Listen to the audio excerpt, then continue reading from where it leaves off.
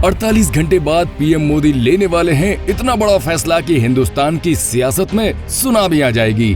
विपक्ष के पास पीएम मोदी का विरोध करने के लिए कोई मुद्दा ही नहीं बचेगा।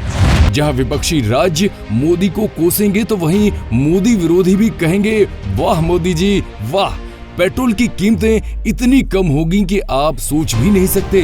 अगले 2 दिन में 33 रुपए लीटर सस्ता हो सकता है पेट्रोल डीजल। पीएम मोदी अपने फैसलों से अब तक कई बार देश और दुनिया को चौंका चुके हैं और अब 48 घंटे बाद जो फैसला होने जा रहा है उसका असर आपकी जेब पर ऐसा पड़ेगा कि आप भले ही मोदी विरोधी हो, लेकिन दिल से यही आवाज निकलेगी कि प्रधानमंत्री हो तो मोदी जैसा। तो चलिए आपको पहले मोदी सरकार के उस फैसले के बारे में बताते हैं और उसके बाद बताएंगे कि कैसे कई राज्य सरकारें इस फैसले के विरोध में खड़ी होने वाली हैं। जहां एक तरफ देश महंगाई की मार झेल रहा है और इसको लेकर विपक्ष मोदी सरकार को घेर रही है, लेकिन अब पीएम मोदी एक ऐसा फैसला लेने जा रहे हैं जिससे विपक्ष घुटनों के बल आ जाएगा। आपको बता दें कि पीएम के आर्थिक सलाहकार परिषद के चेयरमैन विवेक देबरॉय ने पेट्रोल डीजल को जीएसटी में शामिल करने की उम्मीद जताई है। देबरॉय का दावा है इससे बढ़ती महंगाई पर लगाम लगेगी। केंद्रीय मंत्री हरदीप सिंह पुरी ने भी कहा है कि केंद्र सरकार इसे जीएसटी में शामिल कर खुश होगी, लेकिन राज्य ऐसा नहीं चाहेंगे। अब आप सोच रहे होंगे कि अगर जीएसटी में डीजल पेट्रोल आ भी गया तो हमारा क्या फायदा होगा, तो वो भी समझ लीजिए। 27 अप्रैल 2022 को जब पीएम मोदी ने पेट्रोल डीजल की बढ़ती कीमतों के लिए राज्य को जिम्मेदार ठहराया तो कई राज्य भड़क उठे थे। तब दिल्ली में पेट्रोल की कीमत 105 रुपए 41 पैसे थी। पेट्रोल का बेस प्राइस 56 रुपए 32 पैसे, माल ढुलाई में आने वाला खर्च 0.20 पैसे, डीलर कमीशन 3 रुपए 86 पैसे, एक्साइज ड्यूटी यानी कि केंद्र सरकार का टैक्स 27 रुपए 9 पैसे और वेट यानी राज्य सरकार का टैक्स 17 रुपए 13 पैसे था। जाहिर तौर पर एक्साइज ड्यूटी को मिलाकर 44 रुपए 22 पैसे टैक्स 1 लीटर पेट्रोल पर राज्य और केंद्र सरकार लेती है। यही अगर जीएसटी में हो जाएगा तो इसका निर्धारित टैक्स स्लैब होगा। मान लीजिए कि सरकार ने इसे सबसे ऊंचे टैक्स स्लैब यानी 28% टैक्स में शामिल किया तो बेस प्राइस जो कि 56.52 है उसका 28% यानी कि 15 रुपए 82 पैसा होगा। यानी आपको सीधे पेट्रोल 72 रुपए 30 पैसे में मिलेगा, यानी 105 रुपए का पेट्रोल सीधे 33 रुपए प्रति लीटर घट जाएगा। कुछ इसी तरह से डीजल के दाम भी 25 से 30 रुपए कम हो सकते हैं।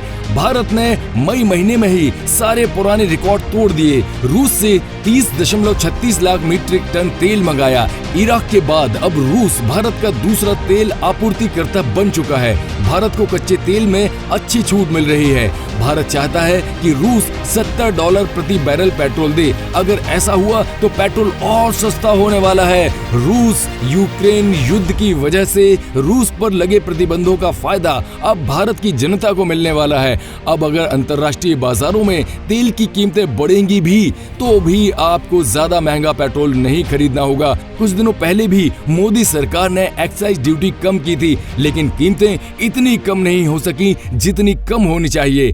लेकिन ऐसे में अब महंगाई पर लगाम लगाने के लिए मोदी सरकार पेट्रोल डीजल को जीएसटी में शामिल करने पर विचार कर रही है। 28-29 जून को चंडीगढ़ में होने वाली जीएसटी काउंसिल की बैठक में इस बात पर फैसला हो जाएगा कि जीएसटी के दायरे में पेट्रोल डीजल को रखा जाए या नहीं। अब आप सोच रहे होंगे कि ये तो जनता की भलाई का फैसला है, लेकिन केरल, बंगाल और राजस्थान जैसे राज्य इसका विरोध क्यों करेंगे? दरअसल राज्यों को पेट्रोल डीजल से सालाना 2 लाख करोड़ रुपए की कमाई होती है।